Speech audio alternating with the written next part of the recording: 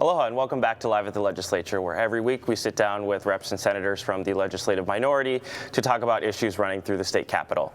Joining us today is Representative Gene Ward. He is the minority leader representing District 17, Hawaii Kai and Kalama Valley, and he sits on the committees on health and water, land, and Hawaiian affairs, which will be our segment for today. We'll split it in two based on these two committees that you're on. So we'll start off with health.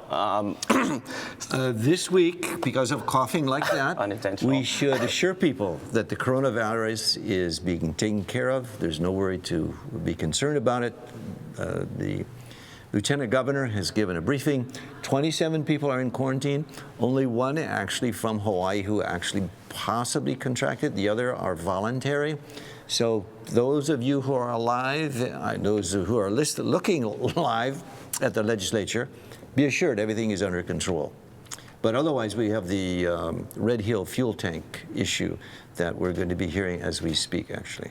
So going back to coronavirus, I think you were in the news last week after a tweet in one of the hearings after the info briefing. So tell us a little bit about that, and then I guess the progress from the hearing that you were in to what you had mentioned about the Lieutenant Governor. Well, you know how fast information travels. Basically, it was in the Health Committee hearing where Bruce Anderson front-loaded, interrupted himself and said, oh, by the way, we've got 2 Chinese at the airport who have been seeking asylum. And immediately I thought, well, is it biological or is it ideological? As you know, we in Hawaii are probably the biggest asylum destination for Chinese nationals, which I didn't realize, but now it was because of probably the biological, maybe with a combination with the ideological. And as we speak, we still don't know what it is, but they are in the detention center, which suggests possibly maybe more political than otherwise.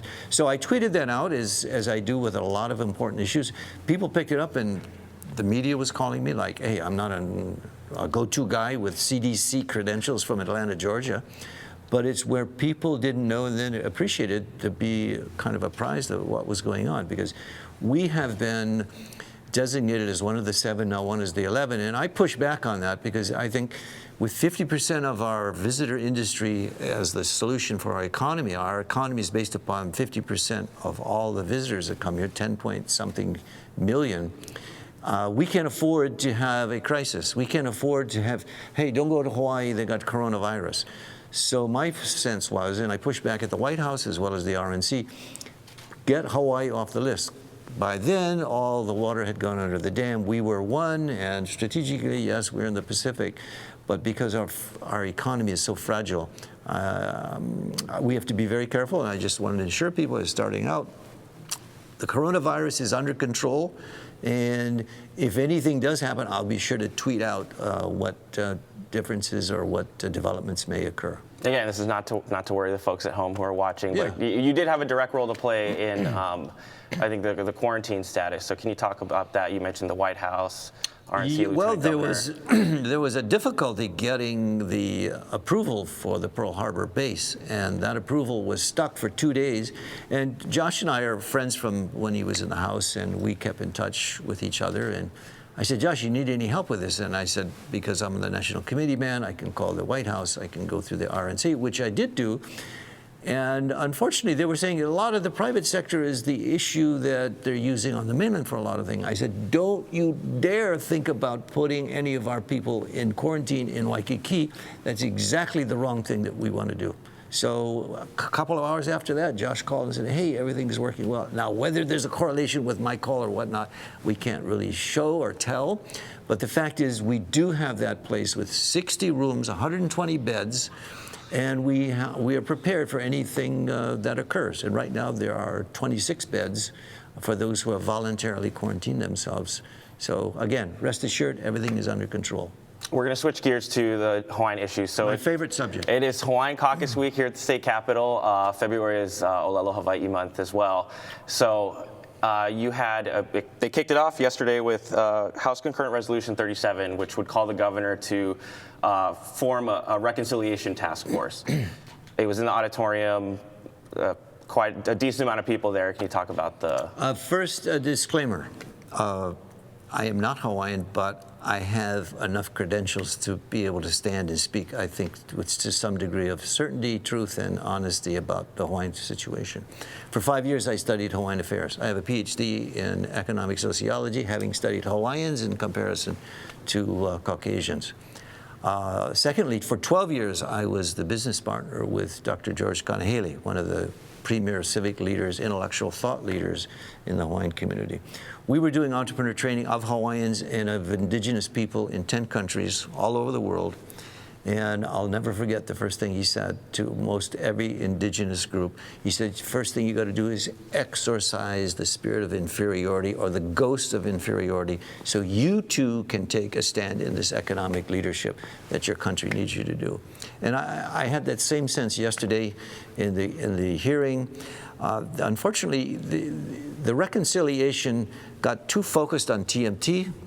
And really the focus, and I think my remarks at the end of it were about, this is about 135 years of anger, disappointment, and broken promises. And you know my issue is the DHHL, the Department of Hawaiian Homelands, which 100 years ago, this is another reason why this should be Hawaiian Week or Hawaiian Caucus Week.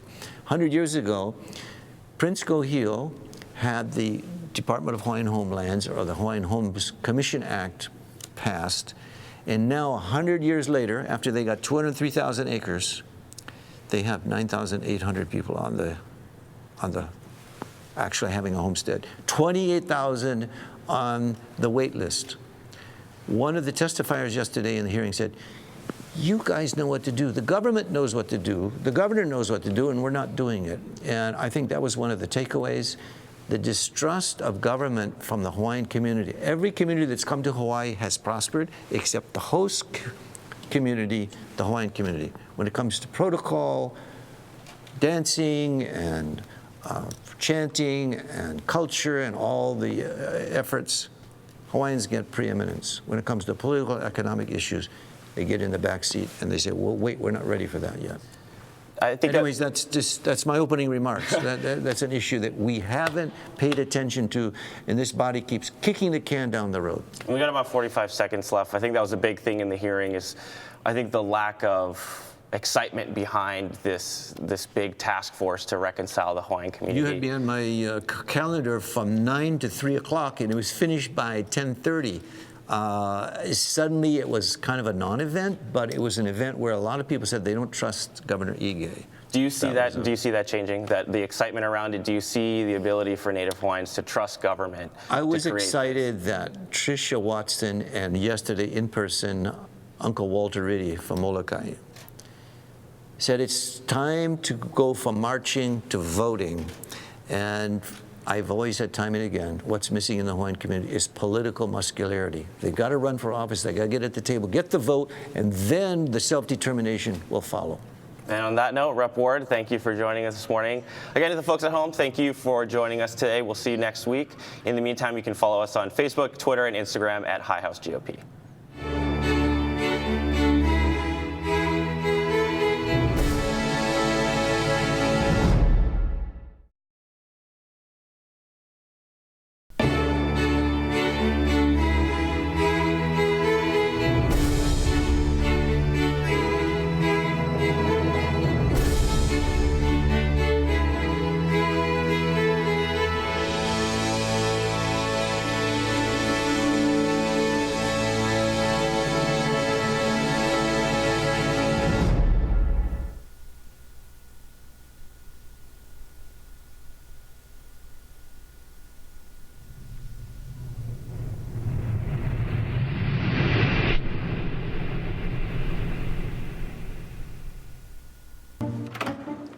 What are you doing? We have to go. I'm gonna be late for work. It's Tuesday morning. I gotta record live at the legislature on Alelo. Senate and House leadership discussing what's happening at the state capitol. So just watch it on the news tonight. Come on, let's go. Hey, this is like getting the news before it's news.